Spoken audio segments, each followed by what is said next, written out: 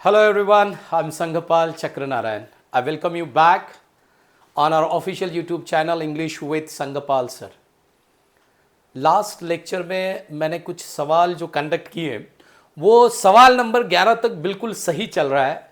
उसके बाद में I think from the question number 12 जो वॉइस है वो बंद हो गई एग्जाम से, शायद माइक का कोई टेक्निकल प्रॉब्लम यहाँ पे आया है। तो इस लेक्चर को जो लास्ट वाला जो लेक्चर्स है जिसमें 12 नंबर के आगे वाले जो सवाल है इसमें यहाँ पे इस लेक्चर में मैं कवर कर लूँगा। चलिए देखते हैं हमारा ये जो सवाल है 12th नंबर का वो क्या है। इस 12th नंबर के सवाल में अगेन ये एरर डिटेक्शन वाला सवाल है। The teacher was pleased with the students because they succeeded in clearing the exam by ease. तो यहाँ पे ये जो दिया है इस सेंटेंस, इसको थोड़ा सा समझने की कोशिश करते हैं। द टीचर, तो ये सही है, टीचर सिंगुलर सब्जेक्ट है, उसके साथ सिंगुलर वर्ब आया है, बिल्कुल सही है। प्लीज ये third form of the verb है, पैसिव का स्ट्रक्चर है। Pleased with whom, with the students, बिल्कुल सही है। इसका रीजन क्या है? बिकॉज दे सक्सीडेड, सक्सीडेड ये जो है second form of the verb है, कोई दिक्कत नहीं है क्योंकि यहाँ पे भी सिंपल पास्ट टेंस है, यहाँ पे भी सिंपल पास्ट टेंस है। In clearing the exam by ease, तो यहाँ पे in clearing the exam by ease नहीं होता, वो होना चाहिए था विथ ईज। क्या होना चाहिए था? विथ ईज, या तो फिर इजीली। ये क्या होना चाहिए था? क्लियरिंग द एग्जाम इजीली और विथ ईज। ये बाय ईज नहीं होता, विथ ईज होता है, आराम से होता है। तो इसीलिए यहाँ पे बाय की जगह विथ ये प्रेपोजिशन चाहिए था, पर यहाँ पे दिया नहीं है। इसीलिए ये वाला जो बाय है यहाँ पे गलत है। दिया कहाँ है? ये पार्ट डी में दिया है, इसीलिए डी जो है हमारा आंसर है। अब चलिए देखते हैं हमारा अगला सवाल। Now here is the 13th question. Now this 13th question says neither of the candidates have submitted their application form before the deadline. अब ये सवाल जो है जितने भी मेरे स्टूडेंट्स हैं जो मेरे ऑफलाइन लेक्चर्स करते हैं या जो ऑनलाइन लेक्चर्स जिन्होंने लिए हैं, उन सारे लोगों को पता है कि यहाँ पे एरर कहाँ है। अब मोस्ट ऑफ देम क्या करेंगे, यहाँ पे सर हो सकता है 2 में एरर हो, ठीक है। अब उनको तो पता चल गया कि एरर कौन सी जो है वो आइडेंटिफाई करना है, पर जिन्होंने मेरा कोर्स लिया नहीं है, जिन्होंने देखा नहीं है, उनके लिए थोड़ी सी मैं यहाँ पे बात कर देता हूँ। यहाँ पे neither of the candidates have submitted their application form before the deadline. अब अगर मैं यहाँ पे प्योर ग्रामर की बात करूँ तो यहाँ पे गलतियाँ 2 जगह है। देखिए प्योर ग्रामर की बात होगी तो एरर्स 2 जगह है, ये यहाँ पे है और ये यहाँ पे है, 2 जगह एरर है। अब क्यों, कैसे, वो भी देखता हूं और यहाँ पे सिलेक्ट क्या करना है वो भी मैं आप लोगों को बताता हूं। एक चीज हमेशा ध्यान रखिए कि अगर सेंटेंस में आइदर या नाइदर ये एक्सप्रेशन आप लोगों को दिखता है तो इसके बाद में आने वाला वर्ब और प्रोनाउन ये दोनों हमें सिंगुलर चाहिए। याद रखिए, नाइदर आइदर के बाद में आने वाले जो वर्ब और प्रोनाउन होते हैं वो दोनों सिंगुलर चाहिए, पर यहाँ पे ना ये भी प्लूरल दिया है और ये भी प्लूरल दिया है। तो ऐसी केस में जहाँ पे हमें दोनों सिंगुलर चाहिए, दोनों प्लूरल है, तो कैसे डिसाइड करें कि किसको मार्क करें। तो यहाँ पे एक याद रखना है, देयर के यूज के बारे में एक कहा जाता है कि ये जो देयर है ये नाइदर आइदर के साथ आ सकता है, पर ये इनफॉर्मल लैंग्वेज में आता है। कौन सी लैंग्वेज में आता है? इनफॉर्मल लैंग्वेज में आता है, इतना याद रखना है। ये फॉर्मल लैंग्वेज में सही नहीं है। तो हमें पहला एरर यहाँ पे मिला है तो पहला कंसिडरेशन इससे देना पड़ेगा, ना कि इसे। तो आपका आंसर जो हमेशा होना चाहिए, यहाँ अगर इस तरह का सवाल आता है तो आपका सवाल, आपका आंसर जो होगा वो पहला जो दिया है वह होगा, और पहला हैव है। हैव पहले गलत है, यहाँ पे नाइदर के साथ हमें यहाँ पे हैज चाहिए था, पर हैव दिया है तो ये गलत है। इसका मतलब ये सही है, ऐसे बिल्कुल नहीं है। अटेम्प्ट करते वक्त आप लोगों को पहले इसे सेलेक्ट करना है। अब इसके बारे में ये कहा जाता है कि कॉलेक्चुअल इंग्लिश में ये चल जाता है, इसे यूज़ किया जाता है, मतलब इनफॉर्मल इंग्लिश में इसका यूज़ चलते रहता है। हाँ, यहाँ पे भलाई वर्ब सिंगुलर हो, पर यहाँ पे प्रोनाउन जनरली जो इनफॉर्मल लैंग्वेज में जब लोग बात करते हैं तो प्लूरल यूज़ करते हैं, तो इसीलिए इसे सेकेंड इंपॉर्टेंस देंगे, नॉट द प्राइमरी वन। तो इसीलिए इसका जो आंसर होगा वो होगा हमारा ऑप्शन बी, क्योंकि हैव जो है वो बी ऑप्शन में है, इसीलिए बी को हमने क्या किया है, एज अ आंसर सिलेक्ट किया है। आई होप आप लोगों को ये सवाल समझ में आया होगा। अभी बढ़ते हैं हमारे नेक्स्ट क्वेश्चन की तरफ, और नेक्स्ट क्वेश्चन जो है वो है, if she will practice regularly she will definitely improve her performance in the competition. अब यहाँ पे ये जो सवाल दिया है इसे थोड़ा सा हम देख लेते हैं। यहाँ पे ये जो प्रैक्टिस है इसे देखना है। प्रैक्टिस को लिखा कैसे जाता है, तो प्रैक्टिस को दो तरह से लिखा जाता है। एक प्रैक्टिस जो है ये नाउन है, और एज अ नाउन ये कैसा है, तो ये यूसीएन है। कैसा है ये? यूसीएन का मतलब होता है अनकाउंटेबल नाउन है। और जहाँ तक बात है प्रैक्टिस, तो ये होता है वर्ब। इसके 5 फॉर्म हो सकते हैं। अब गलती क्या है, ये जो सी है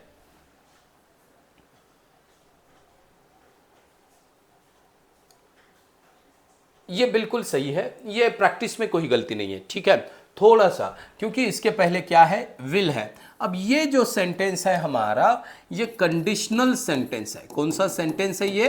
कंडीशनल सेंटेंस है, इतना याद रखना है। ये भी याद रखना है, क्योंकि इससे पहले या इसके बाद में कहीं तो भी इसके ऊपर सवाल है या आया है जो मैंने बताया है। अब यहाँ पे ये कंडीशनल सेंटेंस है, और इसके बाद में कंडीशनल सेंटेंस जब होता है तो याद रखना है, कंडीशनल सेंटेंस, इसको याद रखना है। कंडीशनल सेंटेंस या सेंटेंसेस जो होते हैं उसके बारे में। कंडीशनल सेंटेंस में हम कभी भी विल शैल का यूज नहीं करते हैं, ठीक है। कंडीशनल सेंटेंस का जो कंडीशनल क्लॉज होता है, थोड़ा सा इससे ज़्यादा मैं क्या करता हूँ, इलैबोरेट करता हूँ। मतलब कंडीशनल सेंटेंस में एक होगा कंडीशनल क्लॉज। क्या होगा? एक कंडीशनल क्लॉज, और एक होगा मेन क्लॉज। दूसरा क्लॉज कौन सा होगा? मेन क्लॉज होगा। याद रखना है, अगर कंडीशनल क्लॉज हमारा ये सिंपल प्रेजेंट में होता है तो इधर आने वाले मेन क्लॉज में शैल, विल जैसे मॉडल ऑक्सिलरी वर्ब यूज किए जाते हैं मेन क्लॉज में। तो यहां पे मेन क्लॉज है, she will definitely improve her performance in the competition. तो ये वाला she will definitely improve her performance in the competition, ये हमारा है मेन क्लॉज। ये कौन सा क्लॉज है? ये है हमारा मेन क्लॉज। ये हो गया मेन क्लॉज। तो ये जो है ये है हमारा कंडीशनल क्लॉज। अब कंडीशनल क्लॉज का मतलब क्या होता है कि जिसमें आपको शर्तें दिखती है, कंडीशन दिखती है। तो कंडीशन यहां पे दी है, अगर प्रैक्टिस की तो, ठीक है, अगर प्रैक्टिस करती है तो रिजल्ट ये आएगा। तो ये कंडीशन है, ये वाली she will definitely improve her performance in the competition. तो उसका परफॉर्मेंस इंप्रूव होना है तो कंडीशन ये है कि उसे क्या करना है, रेगुलरली प्रैक्टिस करना है। तो कंडीशन यहाँ पे दी है, तो ये कंडीशनल क्लॉज, और ये या उसके बाद में जो क्लॉज आया है वो है मेन क्लॉज। और मैंने क्या कहा है, शाल विल जो है वो हमारा कंडीशनल क्लॉज में यूज नहीं होगा, वो मेन क्लॉज में यूज होगा। अगर मेन क्लॉज में शाल विल देखता है तो कंडीशनल क्लॉज जो है वो हमें सिंपल प्रेजेंट में चाहिए। पर यहाँ पे जो इन्होंने दिया है ये सिंपल फ्यूचर में दिया है। किस में दिया है?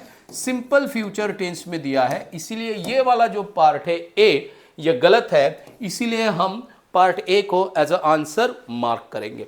I hope you got this, you understood this. Now let us move on. और इसके ऊपर बहुत सारे सवाल पूछे जाते हैं, इसीलिए इसको हमेशा याद रखना है।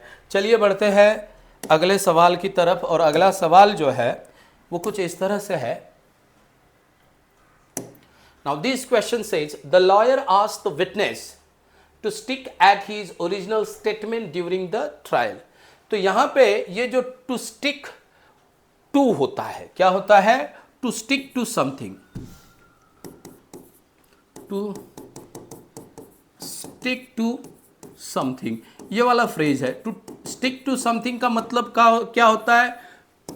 To be firm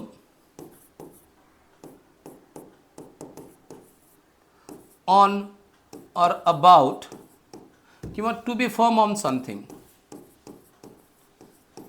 किसी चीज के बारे में कैसे होना, एकदम फर्म होना, बिल्कुल हटना नहीं, ठीक है। तो ये टू स्टिक टू ये फ्रेज होता है, टू स्टिक एट ये होता नहीं। तो ये प्रेपोजिशन की एरर है। कहां पे दी है? पार्ट बी में। तो इसका आंसर होगा हमारा पार्ट बी, ठीक है। Now let us move on to the next question. The next question is अब यहां पे डायरेक्शंस दिए हैं, इसे थोड़ा सा पढ़ते हैं। In the following question contains a sentence which has been divided into 4 parts which might not be in their correct order of narrative. The sentence is then followed by 5 options, one of which gives the sequence of the rearranged parts. To make the sentence meaningful, choose the option which gives the correct sequence of the parts. If the sentence is already arranged in the correct sequence, then mark option no rearrangement required as the answer. तो ये जो हमें दिया है सवाल, ये rearrange the sentences का है, जंबल्ड सेंटेंस जिसे हम कहेंगे। चलिए सवाल देखते हैं। तो पहला सवाल यहाँ पे जो दिया है वो है the invention of the steam engine played a major role in the industrial revolution in the 18th century. ठीक है, तो यहाँ पे the invention of the steam engine इन्होंने कहा है। चलिए एक एक देखते हैं। तो इससे समझ में आया या तो यस या तो पी या तो आर हमारा पहला सेंटेंस होगा। तो आर जो है, आर की शुरुआत द से है। किससे है? द से है। आर्टिकल द इंडस्ट्रियल रिवॉल्यूशन, इसकी शुरुआत प्लेड से है। Played a major role, who played a major role, तो क्यू तो दिया ही नहीं है। उसके बाद में बचा है पी हो गया, आर हो गया, अब बचा है यस। तो यस क्या कहता है? In the 18th century. अब क्या हुआ है in the 18th century? In the 18th century पहले एक एक देख लेते हैं। इन द एस वाला, in the 18th century played a major role. In the 18th century played major role कौन खेला है? तो ये समझ में नहीं आता। यस सर, क्यू को देखते हैं, तो इसीलिए ये हमारा आंसर नहीं होगा। दूसरी चीज, यहां पे क्यू में आखिरी में इन है। क्या है? इन है। तो ये क्या है? हमारा प्रेपोजिशन। और जनरली, ठीक है, इन इस प्रेपोजिशन में जनरली नहीं होता। क्यों? Played a major role in, किस में? तो इसके बाद में कोई ना कोई नाउन है। तो इसके बाद में नाउन है, वो दिया नहीं है, इसके पहले कुछ कंप्लीटेड नहीं है ये, तो ये वाला सेंटेंस हमारा आखिरी में नहीं आएगा। और हमें दिखता है यहाँ पे दोनों जगह क्यू आखिरी में दिया है, इसीलिए पी एस आर क्यू ये भी नहीं होगा, और आर एस पी क्यू ये भी हमारा आंसर नहीं होगा। बचते हैं दो, पी आर क्यू एस और S P Q R. P R Q, तो P the intervention of the steam engine, the invention of the steam engine, the industrial revolution. तो ये जो सीक्वेंस है पी आर, ये भी नहीं बैठता है। क्यों? The invention of the steam engine क्या किया है, उसके बाद में डायरेक्टली द इंडस्ट्रियल रेवोल्यूशन। यहाँ पे इंजन नाउन है, उसके बाद में इंडस्ट्रियल रेवोल्यूशन डायरेक्टली नाउन आया। दो नाउन एक साथ नहीं आते, आना है तो उन्हें कंजंक्शन से कनेक्ट करना पड़ेगा, कॉमा से सेपरेट करना पड़ेगा। कुछ दिखाई नहीं दे रहा तो ये भी नहीं आएगा। तो इसे पढ़ लेते, ये की बचा है S P Q are.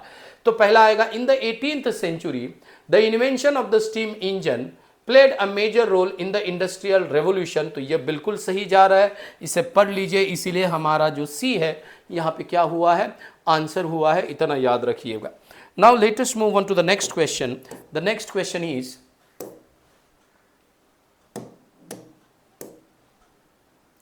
Question number 26 है। One of the biggest global warming has become environmental concerns in recent years. तो यहाँ पे देखते हैं, यहाँ पे Q P P P Q, तो क्यू और पी है, आर और यस। तो हमें वैसे ही समझ में आया है कि ये हमारा पहला सेंटेंस हो नहीं सकता, या तो क्यू होगा या तो पी होगा, दोनों में से एक। तो पहला है one of the biggest what, one of the biggest what. तो वन ऑफ द बिगेस्ट के बाद में वन ऑफ द बिगेस्ट, तो इसके बाद में बिगेस्ट के बाद में क्या चाहिए? हमें नाउन चाहिए। क्यों? क्योंकि बिगेस्ट जो है वो हमारा एडजेक्टिव हुआ, और ये एडजेक्टिव हमें किसके बारे में जानकारी देता है? तो किसी नाउन के बारे में जानकारी देता है। और एक चीज़ याद रखनी है कि इसके बाद में जो नाउन आता है वो नाउन हमेशा प्लूरल होता है। तो ये प्लूरल नाउन कहाँ पे दिया है? Environmental concerns. तो हमें ये समझ में आया कि पी के बाद में क्या आएगा? आर आएगा। तो पी के बाद में आर यहाँ पे है, पी के बाद में आर यहाँ पे है, पी के बाद में आर यहाँ पे तुरंत नहीं है, पी के बाद में आर यहाँ पे है। कहाँ पे नहीं है? यहाँ पे नहीं है। पी के बाद आर तुरंत, और यहाँ पे भी नहीं है। तो बचे हैं हमारे पास 3 ऑप्शन। तो यहाँ पे one of the biggest environmental concern in recent years global warming has become, तो ये इस तरह से होगा क्या? नहीं, क्योंकि अब हमें देखना होगा हमारा, जैसे कि मैंने पहले बताया, पहले क्या लिखा जाएगा? सब्जेक्ट, उसके बाद में क्या लिखा जाएगा? वर्ब, उसके बाद में अदर वर्ड्स। तो हमारा किस चीज़ के बारे में बात हो रही है? ग्लोबल वार्मिंग के। तो हमारा जो सेंटेंस शुरू होगा वो क्यू से होगा, ये हमें समझ में आया। तो इसका मतलब पी हमारा पहला सेंटेंस नहीं हो सकता। तो ग्लोबल वार्मिंग यहाँ पे दिया है, ग्लोबल वार्मिंग यहाँ पे दिया है, क्यू, दोनों में से कोई तो भी एक ऑप्शन होगा।